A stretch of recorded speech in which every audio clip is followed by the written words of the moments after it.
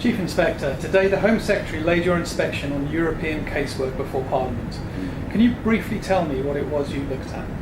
Well, I looked at the way that EEA nationals and their family members who choose to apply to the Home Office for documents like registration certificates and registration cards, confirming that they're exercising their free movement rights in the UK. I was examining how these applications are dealt with by the Home Office. These documents are useful to them as confirmation of their right to work or reside in the UK and for other purposes such as accessing public services. And I wanted to look at the efficiency and effectiveness of the handling of this cohort of work, as well as the steps that the Home Office takes to identify and tackle abuse, particularly the use of sham marriage. And what were your findings in this inspection? Well, the Home Office has already identified that abuse of this application route is a growing problem. I took a large sample of cases, over 180 cases, and I found that many of the non-EEA spouses who refused residence cards were overstayers or illegal entrants. I found that most of the decisions to refuse to issue documents were well-founded. There were effective processes in place to identify forged and counterfeit documents, and staff were alive to the risks of fraudulent applications and use of deception.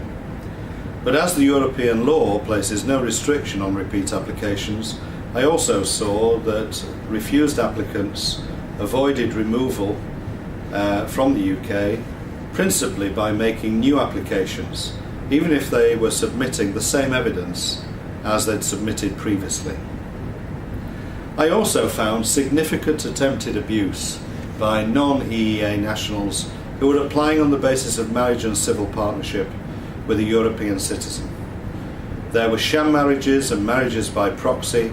A marriage by proxy is where couples remain in the UK and are represented at a marriage ceremony overseas at the wedding ceremony. Most of the proxies within our sample were not deemed valid. However, those people who were practicing deception were generally not prosecuted. No action was taken against them unless they were part of an organised criminal gang. Now, in January 2014, the Home Office has brought in a new power to remove EEA nationals involved in fraudulent applications, but I'm still concerned about a general lack of prosecution and sanction against individuals who are abusing this system. I was also concerned that I couldn't find any strategic initiative to ensure that enforcement teams are resourced properly in terms of staff and in prosecution skills to exploit prosecution opportunities and to remove offenders. Based on our analysis of EEA sponsors in our sample, the Home Office needs to gather much more information on migration to the UK from other parts of the European Economic Area in order for it to tackle emerging trends of abuse far more effectively. And if the Home Office doesn't act decisively to identify and tackle this widespread abuse, many of the individuals involved will go on to obtain settlement in the UK on the basis of a relationship that is simply not genuine. Thank you. That's quite a number of findings. What recommendations did you make for improvements?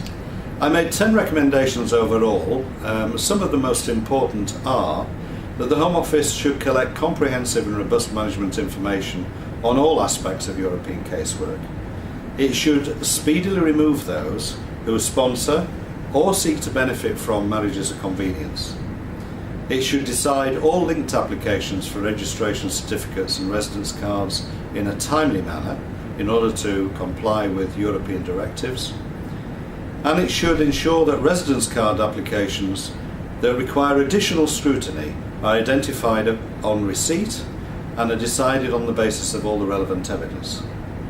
I also think that an analysis of existing records should be undertaken by the Home Office to discover if those naturalised EEA nationals are disproportionately represented in the abuse of free movement rights.